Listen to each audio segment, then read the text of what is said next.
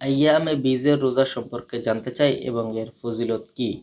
উত্তর হচ্ছে যে আইয়ামে বীজের রোজা হচ্ছে প্রত্যেক আরবি মাসের অর্থাৎ চন্দ্র মাসের 13, 14, 15 তারিখে রোজা।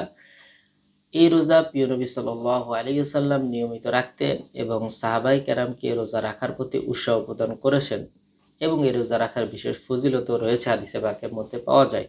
জামে তিরমিজিতে আছে হযরত আবু যার গিফারি রাদিয়াল্লাহু তাআলা আনহু থেকে বর্ণিত, তিনি বলেন প্রিয় নবী সাল্লাল্লাহু আলাইহি সাল্লাম তাকে বলেন, হে আবু যর, যদি তুমি প্রত্যেক মাসে 3টি রোজা রাখতে চাও তবে 13, 14, 15 তারিখ রোজা রাখো।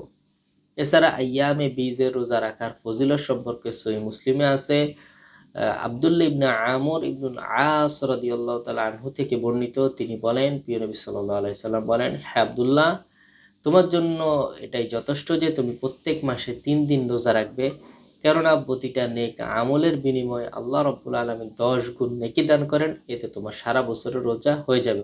সুতরাং একটি নেক আমলের বিনিময়ে আল্লাহ রাব্বুল আলামিন 10টি করে নেকি দান করেন, অর্থাৎ যে কোনো নেক আমলে আল্লাহ রাব্বুল আলামিন 10 গুণ বৃদ্ধি করে দেন।